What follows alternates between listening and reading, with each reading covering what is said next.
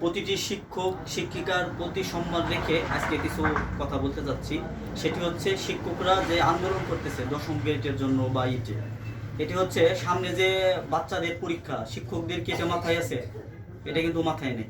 তারা যদি ছাত্রছাত্রী ভালো চাইতো কখনো এই সময় তারা হচ্ছে এই আন্দোলনগুলো করতো না। আন্দোলনের তো অনেক সময় আছে, সামনেও তো সময় আছে, পিছনেও তো সময় আছে, এই সময় কেন করতে হবে?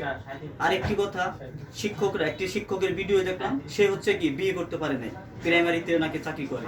আমার দেখা মতে যারা প্রাইমারিতে চাকরি করে তাদের বর্তমানে মেয়ের বাবা মা তাদের সিরিয়াল ধরে। এই কথাটা হচ্ছে আপনারা মিলাই নেবেন। 2 নম্বর কথা, এক শিক্ষিকা দেখলাম, সে বলল সে হচ্ছে দেশি মুরগি খেতে পারতেছে না। এটা কি কোনো লজিক আছে বলেন?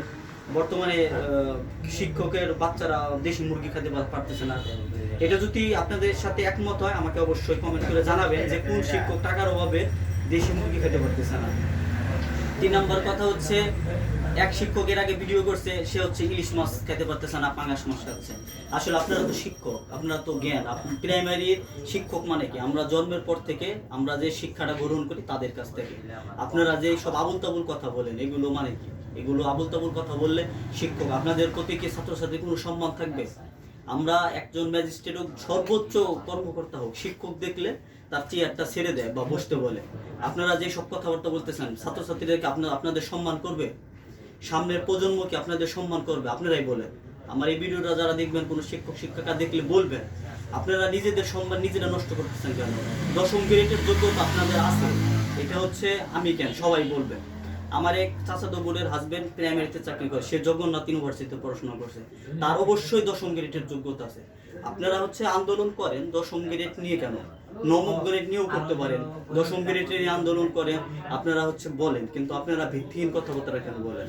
আপনাদের তো একটা সম্মান আছে, এই সর্বোচ্চ সম্মান শিক্ষক শিক্ষিকা, এদের উপরে কারো সম্মান আছে বাংলাদেশে? নাই। কিন্তু সর্বোচ্চ সম্মান আমরা করি বা করবে সামনের ভবিষ্যৎ।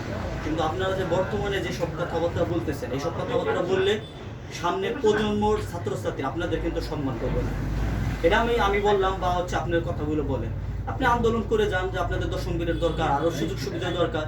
আপনি বিয়ে করতে পারতেছেন না, ইলিশ মাছ খেতে পারতেছেন না, এটা করতে পারতেছেন না, ভিত্তিহীন কথাবার্তা প্লিজ আপনারা বলবেন না। কারণ শিক্ষকদের আমরা সম্মান করি, এখনো করি, সামনেও করবো। আপনারা যে এই খালি বলেন, এত আবল তাবল কথাবার্তা বলতেছেন, বর্তমানে প্রাইমারি স্কুলে কি পড়ে শিক্ষক? যে আপনার ছেলে মেয়ে কি আপনার স্কুলে পড়ে? পড়ে না। তারা কি কিন্ডার গার্ডেনে পড়ে, কোচিং সেন্টারে পড়ে? কেন? গ্রামের কিন্ডার গার্ডেন স্কুল না থাকলে দেখতেন ছাত্রছাত্রীদের পড়াশোনাই নেই। তারপরেও আচ্ছা আপনারা শিক্ষক পড়ান, এটা নিয়ে কোনো কথা নেই, কিন্তু আপনাদের উচিত কি ভিত্তিহীন কথাবার্তা না বলা। প্লিজ দয়া করে কোনো শিক্ষক শিক্ষিকা ভিত্তিহীন কথা বলবেন না।